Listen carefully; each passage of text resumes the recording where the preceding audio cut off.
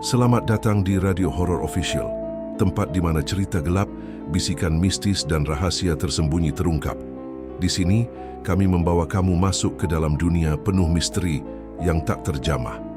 Siapkan diri dan nyalakan imajinasimu, karena setiap malam kegelapan akan bercerita. Jangan lupa untuk like, komen, dan subscribe agar kamu tidak ketinggalan cerita horor terbaru dari kami. Baiklah, tanpa berlama-lama lagi, langsung saja ke ceritanya.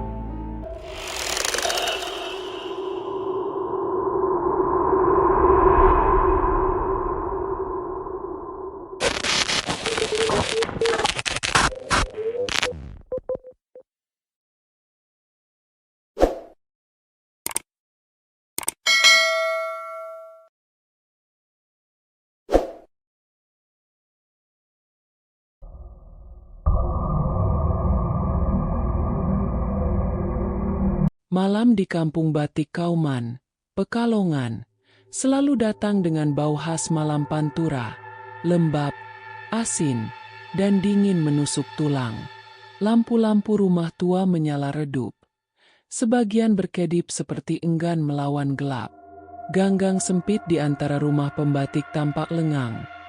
Hanya suara angin yang mengibaskan kain batik di jemuran panjang. Namun sejak sebulan terakhir, ketenangan itu perlahan menghilang. Warga mulai mengunci pintu lebih awal. Anak-anak dilarang keluar selepas maghrib.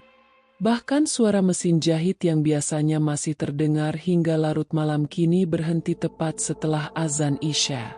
Kampung yang dulu hidup oleh denting alat tenun kini seperti menahan napas. Malam itu, sekitar pukul 11, Pak Sastro, penjaga malam kampung, melangkah menyusuri gang dengan senter tua di tangannya. Cahaya kuningnya menari di dinding rumah yang lembab, memantul pada motif batik yang tergantung seperti sosok-sosok diam. Tiba-tiba, duk, duk, duk, Pak Sastro berhenti. Suara itu terdengar jelas. Bukan langkah kaki manusia. Lebih seperti benda berat yang meloncat dan jatuh berulang kali. Suara kain kasar terseret di tanah mengikuti irama loncatan itu. Ah, paling kucing, gumamnya. Meski tangannya mulai gemetar, ia mengarahkan senter ke ujung gang. Kosong. Namun bau tanah basah mendadak menusuk hidungnya. Bau yang biasa ia cium hanya saat mengantar jenazah ke pemakaman. Angin berhenti berhembus. Jemuran kain batik yang tadi berkibar kini menggantung kaku. Suara loncatan itu terdengar lagi. Kali ini lebih dekat. Duk, duk. Pak Sastro mundur selangkah. Di sudut gang, di balik kain batik bermotif parang, terlihat bayangan putih berdiri tegak. Diam, tak bergerak. Assalamualaikum, ucapnya lirih, hampir tak terdengar. Bayangan itu tidak menjawab. Senter di tangannya tiba-tiba mati. Dalam gelap total, terdengar satu loncatan terakhir, tepat di depannya. Pak Sastro berteriak. Keesokan paginya, warga menemukan ia pingsan di mulut gang. Wajahnya pucat, matanya terbuka lebar, dan sejak malam itu, ia tak pernah mau lagi berjaga malam. Dan sejak itulah, warga Kampung Batik Kauman yakin, teror pocong di Pekalongan telah dimulai. Sejak kejadian malam itu, Kampung Batik Kauman berubah. Pagi hari memang masih ramai oleh aktivitas membatik, tapi senyum warga terasa dipaksakan. Setiap orang saling berbisik, membicarakan satu hal yang sama, apa yang dilihat Pak Sastro malam itu. Tak ada yang berani menyebut namanya. Mereka hanya menyebutnya Sing Nganggo Kafan. Teror berikutnya terjadi 3 malam kemudian. Bu Rini, seorang janda pembatik yang tinggal sendirian di rumah kayu dekat sungai, terbangun karena mendengar suara air menetes bercampur gesekan kain. Jam dinding menunjukkan pukul 2 lewat sedikit. Waktu yang oleh orang-orang tua disebut sebagai jam rawan. Ia mengira hujan. Namun saat bangkit dan membuka pintu dapur, hawa dingin menyambar wajahnya. Dari arah halaman belakang, jemuran kain batik bergoyang perlahan, meski tak ada angin. Lalu terdengar suara itu. Duk, duk. Bu Rini mematung. Di balik kain batik yang panjang-panjang, terlihat bayangan putih. Diam, tegak, tingginya melebihi jemuran. Kain batik seolah menyingkap sedikit, memperlihatkan ujung kain kafan yang kotor oleh tanah. Ya Allah, bisiknya sambil mundur.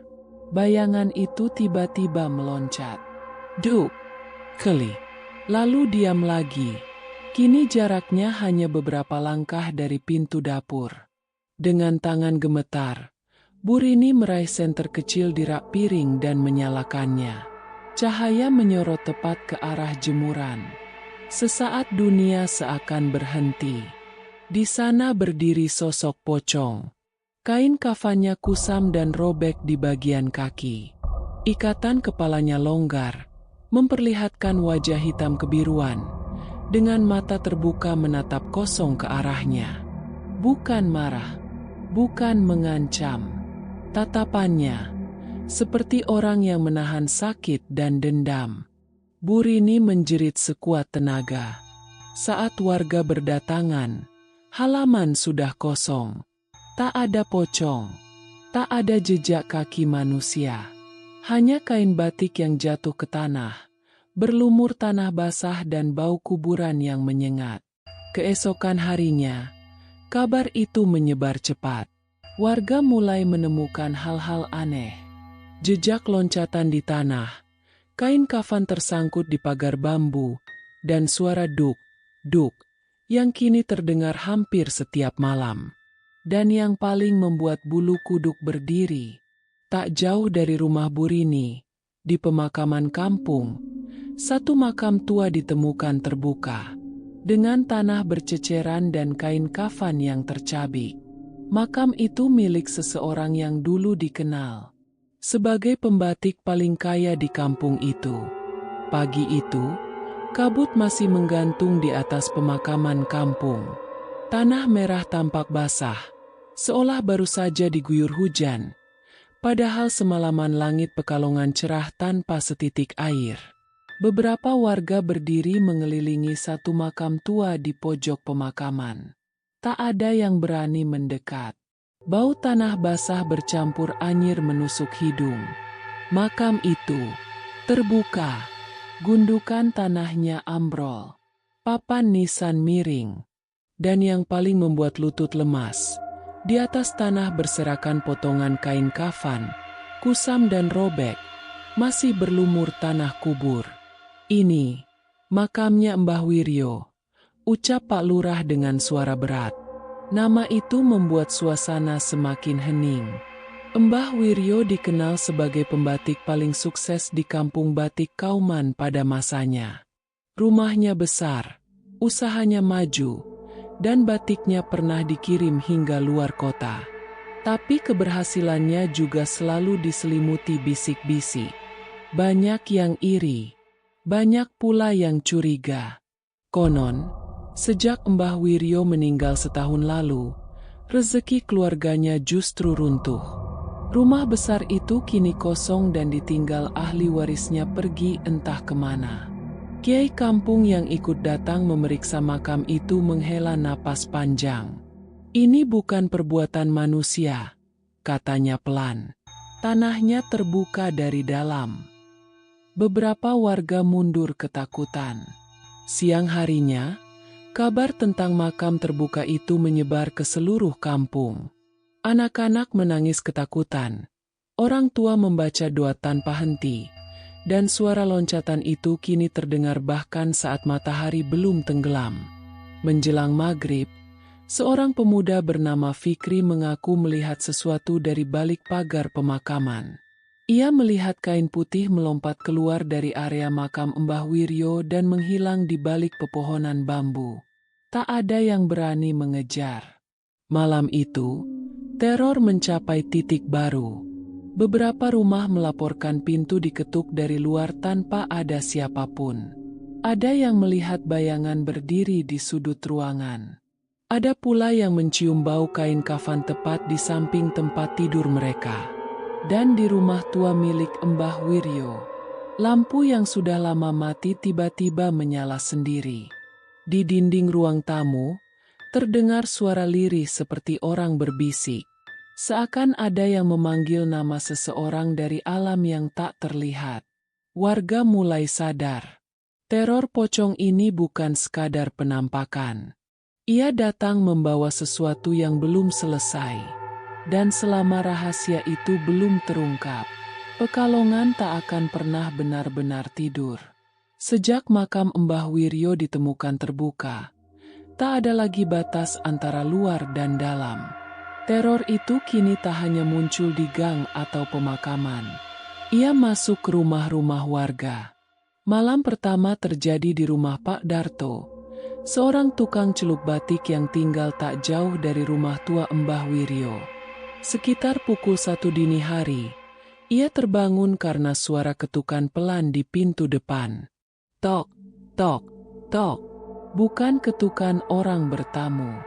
Terlalu pelan, terlalu teratur. Pak Darto mengira itu anaknya yang pulang larut. Ia membuka pintu. Kosong.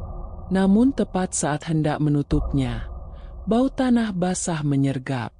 Dari sudut matanya, ia melihat kain putih menyapu lantai ruang tamu. Saat menoleh, sosok pocong itu sudah berdiri di tengah rumahnya. Diam, tegak, menghadap kiblat. Pak Darto tak sanggup berteriak. Kakinya lemas. Pocong itu perlahan menunduk, memperlihatkan ikatan kafan di leher yang tampak menghitam dan mengeras seperti bekas jeratan. Lampu rumah mendadak padam.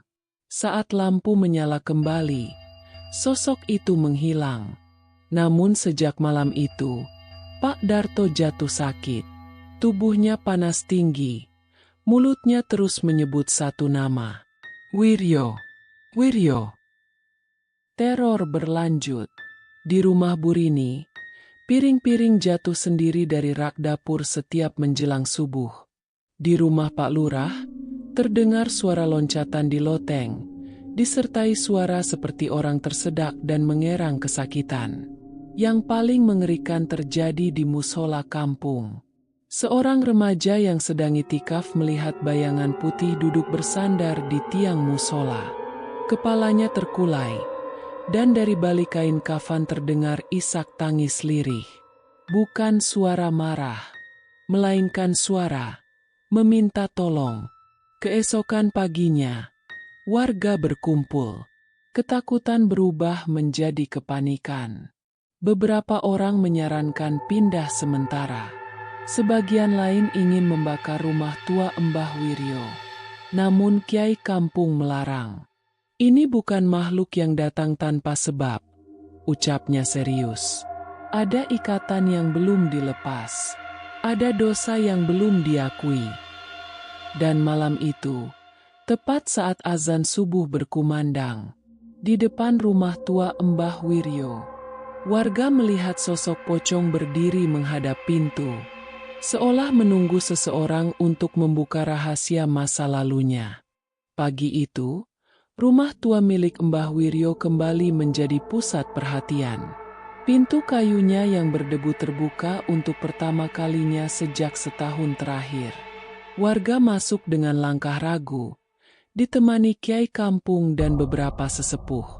Udara di dalam rumah terasa pengap. Bau kain lama bercampur aroma kemenyan yang sudah lama mati. Di sudut ruang tengah, masih tergantung kain batik setengah jadi. Warnanya kusam, seolah tak pernah selesai. Ini bukan rumah biasa, gumam Kiai. Di sebuah peti kayu tua, mereka menemukan catatan lusuh. Isinya tulisan tangan Mbah Wiryo sendiri. Dari situlah satu persatu rahasia kelam itu terbuka.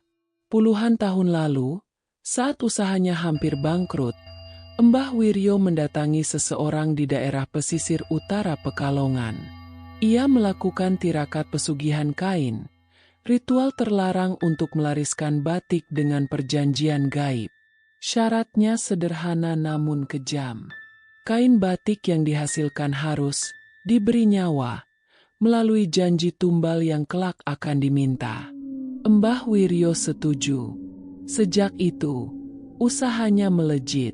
Batiknya selalu laku, warnanya dianggap hidup, dan pembeli datang tanpa henti. Namun seiring waktu, Mbah Wiryo mulai takut. Ia menunda-nunda janji tumbalnya. Ia mencoba lari dari perjanjian yang pernah ia ikrarkan. Dalam catatan terakhirnya tertulis, "Aku mengikat diriku sendiri agar tak dibawa mereka. Jika kafanku dilepas, aku harus menepati janji." Kiai menutup catatan itu dengan wajah pucat.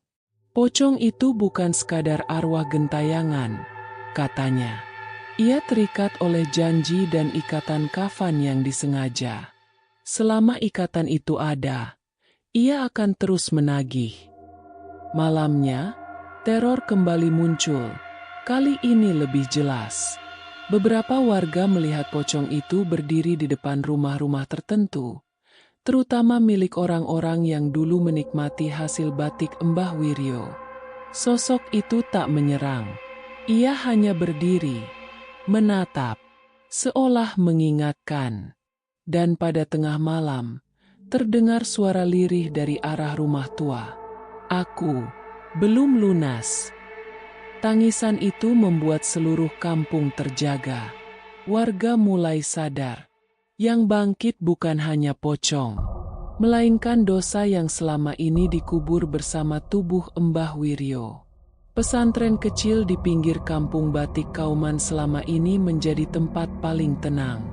Santri-santrinya terbiasa bangun sebelum subuh, mengaji dalam sunyi, dan tidur beralas tikar tanpa rasa takut. Namun malam itu berbeda. Sekitar pukul 3 dini hari, Hasan, santri tingkat akhir, terbangun karena hawa dingin yang tak biasa. Lampu mushola pesantren menyala redup. Ia mendengar suara kain diseret pelan dari arah halaman. Hasan mengambil air wudhu. Saat melangkah keluar mushola, ia melihatnya. Di bawah pohon sawo tua, berdiri sosok pocong. Kain kafannya tampak lebih kotor dari sebelumnya. Ikatan di kepala dan kaki terlihat menghitam, seperti tali yang terlalu lama terendam tanah. Namun yang membuat Hasan membeku bukan wujudnya, melainkan sikapnya. Pocong itu menunduk, seperti orang bersalah. Dari balik kain kafan, terdengar suara lirih, parau, seolah keluar dari tenggorokan yang tercekik. "Lepaskan!" Hasan gemetar. Ia membaca ayat kursi dengan suara bergetar. Pocong itu tidak mendekat, tidak meloncat. Ia hanya mengangkat kepalanya sedikit, memperlihatkan wajah lebam dengan mata yang basah. "Bukan aku yang mengikat, aku yang terikat."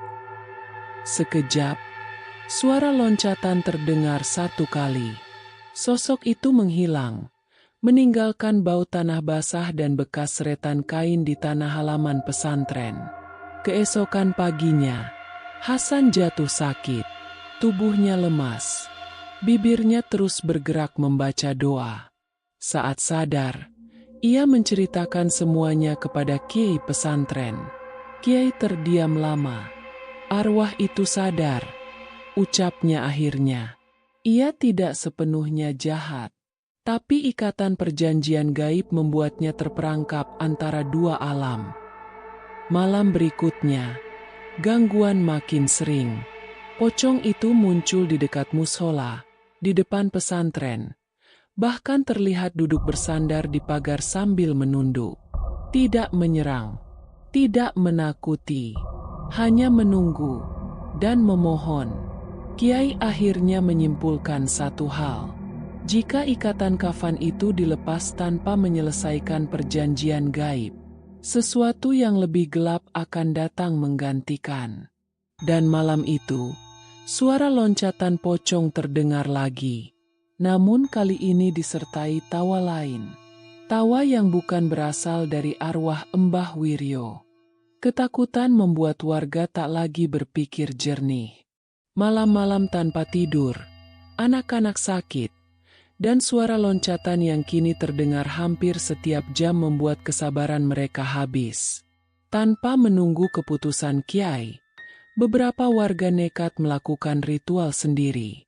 Mereka berkumpul di pemakaman Kampung Batik Kauman menjelang tengah malam. Membawa kemenyan, bunga 7 rupa, dan sesajen seadanya. Makam Mbah Wiryo kembali dibuka, kali ini dengan tangan manusia. Tanah digali tergesa. Doa dibaca terpotong-potong. Tak ada tuntunan yang benar. Yang ada hanya rasa takut dan ingin cepat selesai. Saat kain kafan tersibak sedikit, angin dingin berputar kencang. Lampu petromax mati satu persatu. Lalu terdengar suara tawa. Bukan tawa pocong yang memohon. Tawa itu berat, dalam, dan bergema dari segala arah. Dari balik pepohonan bambu, sosok pocong muncul. Kain kafannya kini dipenuhi noda hitam. Ikatannya menegang seperti ditarik sesuatu dari belakang. Ia meloncat. Bukan satu kali, melainkan berulang-ulang, cepat dan brutal. Warga berlarian panik. Salah satu dari mereka terjatuh dan melihat dengan jelas. Di belakang pocong, bayangan hitam tinggi menjulang, seolah mengendalikan setiap loncatannya. Ritual dihentikan dalam kekacauan. Namun sejak malam itu, teror berubah menjadi amarah. Pocong mulai muncul di siang hari. Anak kecil melihatnya berdiri di balik jemuran. Ibu-ibu melihatnya di pantulan kaca. Suaranya bukan lagi memohon, melainkan mengerang kesakitan. Di rumah tua Mbah Wiryo, terdengar suara benda pecah dan jeritan panjang setiap malam. Dindingnya dipenuhi bekas cakar hitam yang tak bisa dibersihkan. Kiai kampung akhirnya marah. "Kalian bukan melepaskan," katanya tegas. "Kalian justru menguatkan ikatannya." Ia memperingatkan satu hal. Ikatan kafan itu bukan sekadar tali, melainkan penahan agar perjanjian gaib tidak ditagih oleh sesuatu yang lebih kejam. Dan benar saja. Malam berikutnya, pocong itu berdiri di tengah jalan kampung. Kepalanya terangkat, memperlihatkan senyum yang bukan miliknya. Dari balik kain kafan, terdengar suara berat berkata, "Waktunya ditagih." Setelah ritual gagal itu, Kampung Batik Kauman benar-benar lumpuh. Tak ada lagi yang berani keluar malam. Jalanan sepi seperti kampung mati. Bahkan suara azan terdengar menggema lebih lama dari biasanya, seolah menembus sesuatu yang tak kasat mata. Kiai kampung akhirnya memanggil seorang kiai sepuh dari wilayah pesisir Pekalongan. Orang yang sejak dulu dikenal memahami perkara perjanjian gaib dan pesugihan pantura. Malam itu, mereka duduk di rumah tua Mbah Wiryo. Kiai sepuh memejamkan mata lama sekali.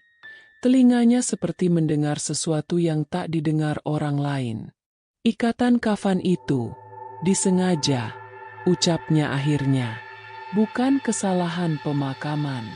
Mbah Wiryo sendiri yang meminta agar kafannya diikat kuat." Warga terdiam.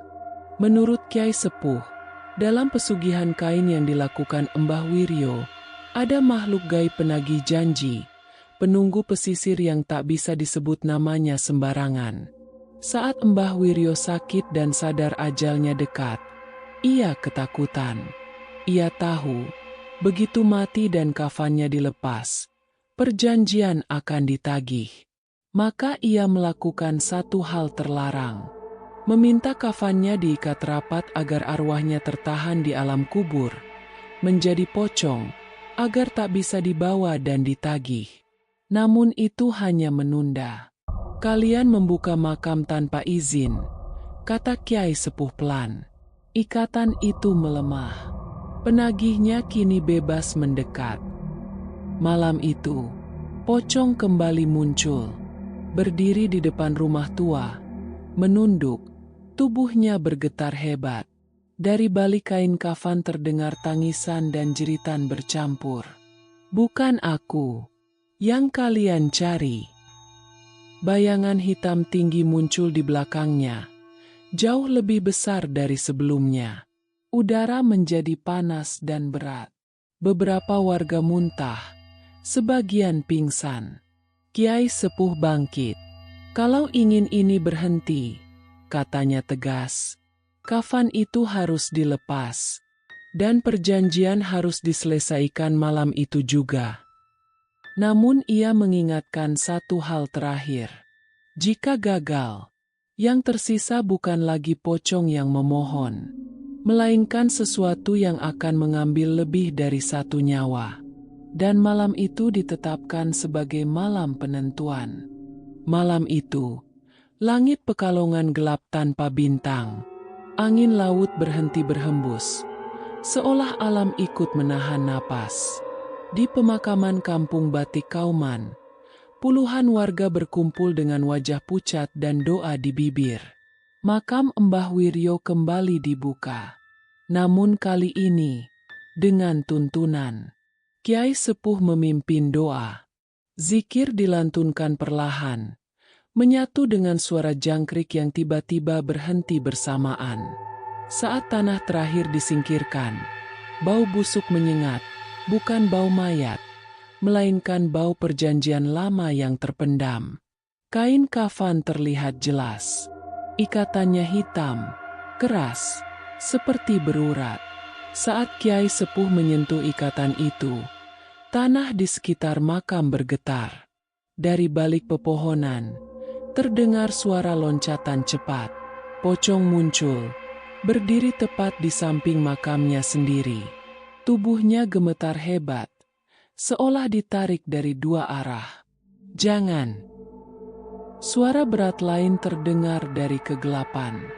Dia milik kami.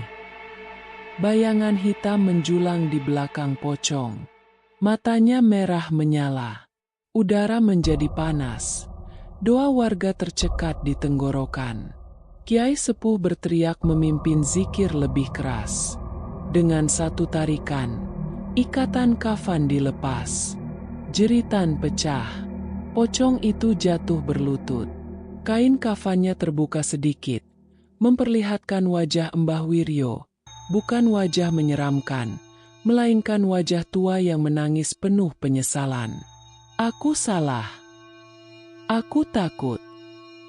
Bayangan hitam mengaum marah, lalu terseret mundur seakan ditarik oleh sesuatu yang lebih kuat. Angin kencang berputar, memadamkan semua lampu. Saat cahaya kembali, makam telah tertutup sempurna. Pocong itu lenyap, meninggalkan kain kafan terlipat rapi di atas tanah.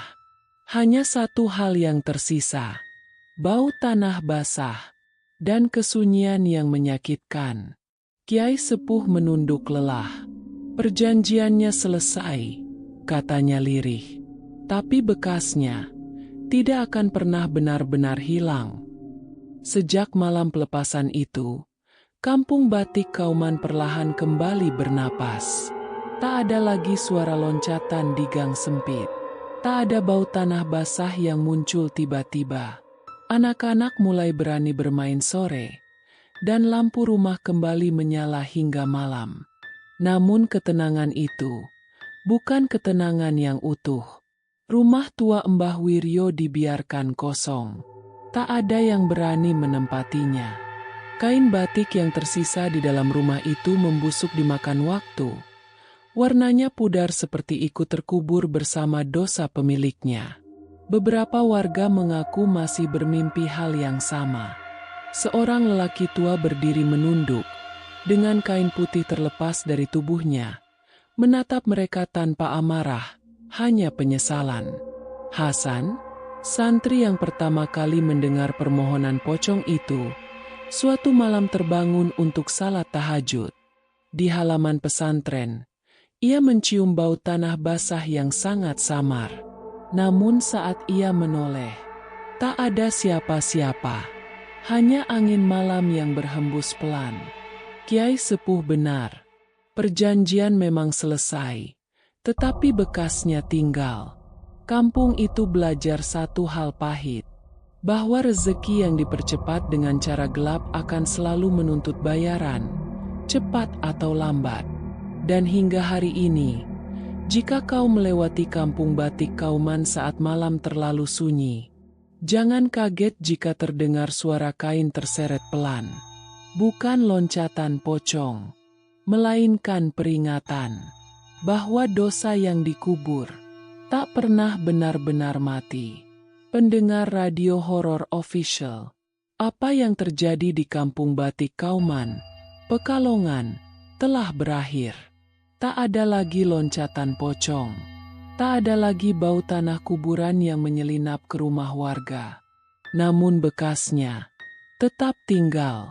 Karena kisah ini mengajarkan satu hal, bahwa rezeki yang diambil lewat jalan gelap akan selalu menagih bayaran.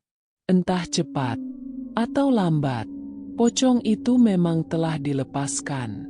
Perjanjian gaib telah diselesaikan. Namun dosa tidak pernah benar-benar bisa dikubur. Dan jika suatu malam kalian mendengar suara kain terseret pelan, jangan langsung menoleh. Bisa jadi itu bukan makhluk halus, melainkan peringatan agar kita tak mengulang kesalahan yang sama. Saya pamit. Tetap waspada saat malam terlalu sunyi. Karena di balik gelap, selalu ada yang mengamati. Selamat malam. Dan sampai jumpa di kisah horor berikutnya.